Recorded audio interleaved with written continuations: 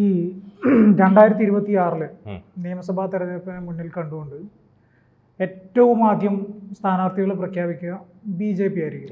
അവർ ഈ വർഷം തന്നെ സ്ഥാനാർത്ഥികളെ പ്രഖ്യാപിച്ചിട്ട് അതിൻ്റെ മുന്നൊരുക്കങ്ങളും കാര്യങ്ങളൊക്കെ ഇപ്പോൾ തകൃതിയായിട്ട് നടക്കുന്നുണ്ട്. സ്ഥാനാർത്ഥികളെ പ്രഖ്യാപിച്ചതിന് ശേഷം പ്രവർത്തനം തുടങ്ങാനാണ് തീരുമാനം.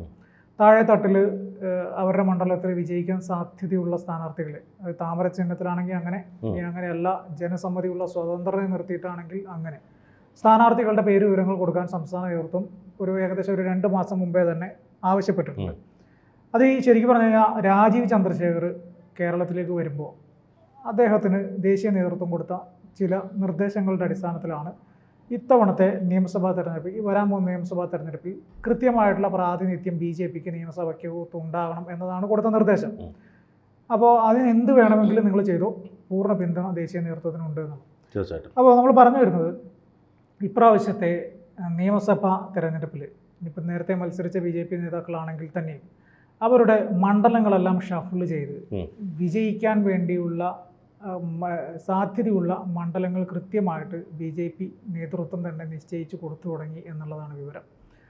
ഈ നേരത്തെയുള്ള പല നേതാക്കന്മാർക്കും അങ്ങനെ മണ്ഡലങ്ങൾ മാറി പുതിയ മണ്ഡലങ്ങൾ കിട്ടാൻ തന്നെയല്ലേ സാധ്യത? അതെ, അതിപ്പോൾ തൃശ്ശൂരിലാണ് ഇപ്പോൾ ഏറ്റവും വലിയൊരു മാറ്റം വന്നിരിക്കുന്നത്. തൃശ്ശൂർ സുരേന്ദ്രൻ മത്സരിക്കും എന്നുള്ള ഏറ്റവും പുതിയ വിവരങ്ങളാണ്. മഞ്ചേശ്വരവും കോന്നിയും വേണ്ട എന്നുള്ള ഒരു തീരുമാനമാണ്. കാരണം തൃശ്ശൂരിൽ വിജയസാധ്യത മുന്നിൽ കണ്ടാണ് സുരേന്ദ്രൻ അവിടെ രംഗത്തിറങ്ങാനുള്ള ഒരു തീരുമാനം എടുത്തിരിക്കുന്നതെന്നാണ് മനസ്സിലാക്കാൻ കഴിയുന്നത്. അപ്പോൾ ഏറ്റവും കൂടുതൽ പണി കിട്ടിയത് ആർക്കാണെന്നറിയാമല്ലോ, പത്മജയ്ക്കാണ്. പത്മജ വളരെ പ്രതീക്ഷയോടെ കാത്തിരുന്ന ഒരു മണ്ഡലമാണ് തൃശ്ശൂർ. ഒരു MLA ആവാൻ പത്മജയെ പക്ഷേ വട്ടിയൂർക്കാവിൽ മത്സരിപ്പിച്ചാൽ ജയസാധ്യത വളരെ കുറവാണ്. വട്ടിയൂർക്കാവിൽ അല്ല, പത്മജയുടെ കാര്യമാണ് ഞാൻ ഉദ്ദേശിച്ചത്, അല്ലാതെ BJPയുടെ കാര്യമല്ല.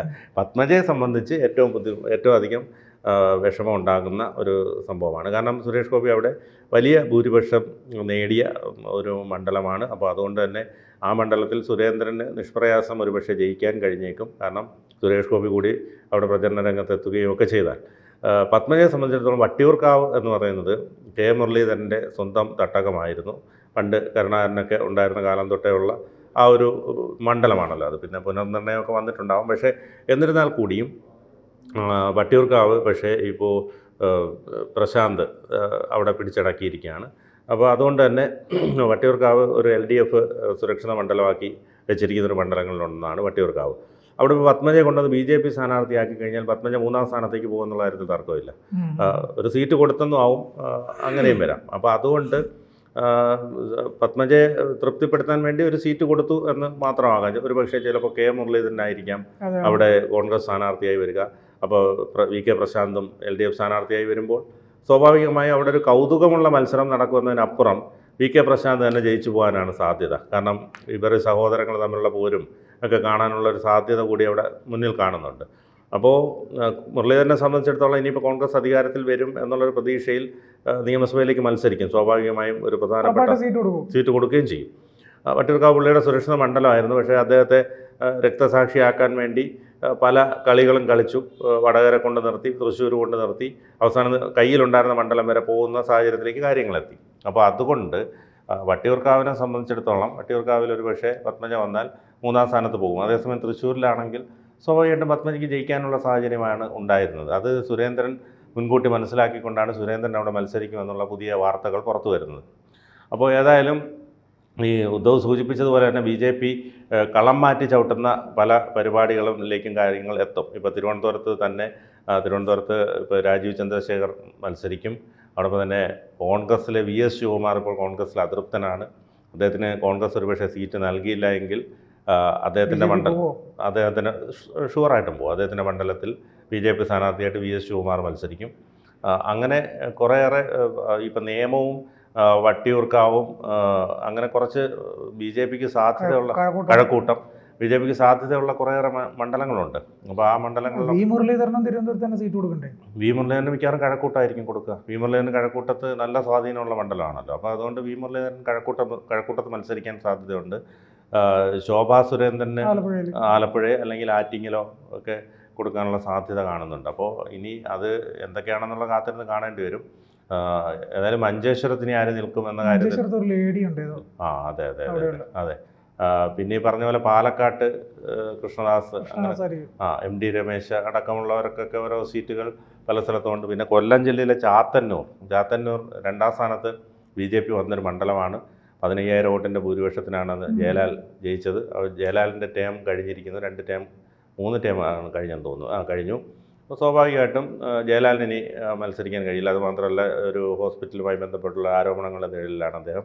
അതുകൊണ്ട് CPI സീറ്റ് കൊടുക്കുക മറ്റാർക്കെങ്കിലും ആയിരിക്കും. സ്വാഭാവികമായിട്ട് ചാത്തന്നൂർ BB ഗോപകുമാർ 2 തവണയായിട്ട് 2ാം സ്ഥാനം വന്ന മണ്ഡലമാണ്. കഴിഞ്ഞ തവണ അമിത്ഷാ അവിടെ പ്രചരണത്തിനെത്തിയിരുന്നു. ആദ്യ തവണ 2ാം സ്ഥാനത്ത് വന്നത് 35,000 വോട്ടിന് പിന്നിലായിരുന്നെങ്കിൽ കഴിഞ്ഞ തവണ അത് 15,000 വോട്ടിന് പിന്നിലേക്ക് അത്രയും കയറി വരാൻ ഗോപകുമാറിന് കഴിഞ്ഞു. അപ്പോൾ ചാത്തന്നൂർ ഒരു വിജയസാധ്യതയുള്ള മണ്ഡലമാണ്. അപ്പോൾ അങ്ങനെയൊക്കെ മണ്ഡലങ്ങൾ ഒരുപാടുണ്ട്. BJPയെ സംബന്ധിച്ചിടത്തോളം ഒരു 10 സീറ്റോളം നേടാനുള്ള സാധ്യതകൾ മുന്നിലുണ്ട്. LDFനും ഒരു പക്ഷേ LDFും BJP സഹായിക്കാനുള്ള സാധ്യതയുണ്ട്. കാരണം BJP 10 സീറ്റ് പിടിച്ചു കഴിഞ്ഞാൽ LDF ഷുവറായിട്ടും അധികാരത്തിൽ വരും. അതാണ് ഉദ്ദേശിക്കുന്നത്. ഇപ്പോൾ കോൺഗ്രസിൻ്റെ സീറ്റുകളായിരിക്കും പോകുന്നത്. അപ്പോൾ സ്വാഭാവികമായിട്ടും LDFന് ഒരു 80 സീറ്റ് സേഫ് സോണിൽ അവർ നിർത്തിയിട്ടുണ്ട്. കാരണം ഈ 15,000-ന് മുകളിൽ ഭൂരിപക്ഷമുള്ള 80 സീറ്റുകളുണ്ട്. അത് കേഡർ സംവിധാനത്തോട് നിലനിർത്താൻ ശ്രമിക്കുന്നുണ്ട്. ഒപ്പം BJP ഒന്ന് അല്പം സഹായിച്ചു കൊടുത്താൽ അവരും BJPയും LDFനെ സഹായിക്കും. അപ്പോൾ മൂന്നാമതൊരു തുടർഭരണം LDFന് കിട്ടുകയും ചെയ്യും. കോൺഗ്രസ് ഇവിടെ നിന്ന് അപ്രത്യക്ഷമാവുകയും ചെയ്യും. BJP ആ ഒരു സ്ട്രാറ്റജി ആയിരിക്കും മുന്നോട്ട് വയ്ക്കുക. കാരണം ഈ കോൺഗ്രസ് ജയിക്കാൻ സാധ്യതയുള്ള മണ്ഡലങ്ങളിൽ LDF BJPക്ക് വോട്ട് ചെയ്താൽ മതിയല്ലോ. സ്വാഭാവികമായിട്ടും അത്തരത്തിലൊരു നീക്കം നടക്കാനുള്ള സാധ്യത ഉണ്ട്. അങ്ങനെയാണെങ്കിൽ ഏറ്റവും കൂടുതൽ പിടഞ്ഞു മരിക്കുക ലീഗായിരിക്കും. കാരണം അവർക്ക് ഒരു നിമിഷം പോലും നിൽക്കാൻ കഴിയില്ല, ഭരണമില്ലാതെ നിൽക്കാൻ കഴിയില്ല. അപ്പോൾ ലീഗിന് LDFിലേക്ക് വന്നാൽ ഇവരുദ്ദേശിക്കുന്ന സ്ഥാനമാനങ്ങളൊന്നും കിട്ടില്ല. ലീഗ് എന്ന് പറയുമ്പോൾ പിടഞ്ഞു മരിക്കുക ആദ്യം കുഞ്ഞാലിക്കുട്ടിയായിരിക്കും എന്ന് പറയുന്നത്. കാരണം ഇവിടെ മന്ത്രിയാകാൻ പറ്റുന്ന കരുതിയിട്ടാണ് MP സ്ഥാനമൊക്കെ രാജിവെച്ചിട്ട് നിയമസഭയിലേക്ക് മത്സരിച്ചിട്ട് എന്തായി അവസാനം വെറും MLA മാത്രമായിട്ട് പ്രതിപക്ഷ നിരയിൽ ഇരിക്കേണ്ടി വരും. ഇനിയും ഒരു 5 വർഷക്കാലം ഭരണമില്ലാത്തൊരു സിറ്റുവേഷൻ ആണെങ്കിൽ ലീഗ് സ്വാഭാവികമായിട്ടും UDF വിട്ട് LDFിലേക്ക് വരാനുള്ള സാധ്യതകളൊക്കെ ഉണ്ട്. അവർ അതിനുള്ള പ്ലാനൊക്കെ ഉണ്ടാകും. എന്താകും എന്നുള്ളതൊക്കെ കണ്ടറിയണം. ചർച്ചകളൊക്കെ വേണമെങ്കിൽ നടക്കുന്നുണ്ടാവും. ആ രീതിയിൽ തന്നെ ആയിരിക്കും കാര്യങ്ങൾ മുന്നോട്ട് പോകുന്നത്. പക്ഷെ ഭരണമില്ലാതെ ലീഗിന് നിൽക്കുക എന്ന് പറഞ്ഞു കഴിഞ്ഞാൽ ഇനി സാധ്യമായ ഒരു കാര്യമല്ല. ഭയങ്കര പ്രതിസന്ധിയാണ് ലീഗിനകത്ത്. അവരെല്ലാ കാലത്തും ഭരണത്തോടൊപ്പം നിൽക്കുന്ന ഒരു രാഷ്ട്രീയ പാർട്ടിയാണ്. അവർക്ക് അങ്ങനെ പിടിച്ചു നിൽക്കാൻ പറ്റുള്ളൂ. പിന്നെ BJPയെ സംബന്ധിച്ചിടത്തോളം അവരുടെ പ്രധാനപ്പെട്ട കാര്യം എന്ന് വെച്ച് കഴിഞ്ഞാൽ ഈ പറഞ്ഞതുപോലെ രാജീവ് ചന്ദ്രശേഖറിൻ്റെ കേരളത്തിലേക്കുള്ള വരവ് കൃത്യമായിട്ട് ഇവിടെ പല നേതാക്കന്മാർക്കും അതൃപ്തി ഉണ്ടെങ്കിൽ പോലും ദേശീയ നേതൃത്വത്തിന് കൃത്യമായിട്ട് ഒരു അജണ്ടയുണ്ട്. ആ അജണ്ടയുടെ ഭാഗമായിട്ടാണ് രാജീവ് ചന്ദ്രശേഖർ വന്നത്. അതുകൊണ്ടാണ് നിയമസഭയിൽ സീറ്റുകൾ എന്ന് പറഞ്ഞു കഴിഞ്ഞാൽ 2 അക്കത്തിലേക്ക് നിയമസഭയിലെ അംഗങ്ങളെ എത്തിക്കണം എന്നുള്ളതാണ്. ഒരു പക്ഷേ CPMഉം BJPയും തമ്മിലൊരു ധാരണ ഉണ്ടായിക്കൂടാ എന്നൊന്നും പറയാൻ പറ്റില്ല. ആ സംസാരവും വേണമെങ്കിൽ നടക്കുന്നുണ്ടാകും. കാരണം BJPക്ക് കേരളത്തിൽ സീറ്റുകൾ വേണം എങ്കിൽ, സീറ്റ് പിടിക്കണം എങ്കിൽ അവർ കൂടുതലായിട്ടും ശ്രമിക്കുക കോൺഗ്രസിൻ്റെ സീറ്റുകളാണ് അവർ പിടിക്കുക. കോൺഗ്രസിൻ്റെ സീറ്റുകൾ പിടിക്കുമ്പോൾ സ്വാഭാവികമായിട്ടും LDFന് അധികാരത്തിലെത്തുന്നത്. LDFനെ സംബന്ധിച്ചിടത്തോളം കുഴപ്പമില്ല. അവർക്ക് അധികാരം 3ാമത്തെ അധികാരം കിട്ടും. ചരിത്രത്തിൽ ഒരിക്കൽ കൂടി എഴുതി രേഖപ്പെടുത്തും LDF 3ാമത് അധികാരത്തിൽ വന്നു എന്നുള്ളത്.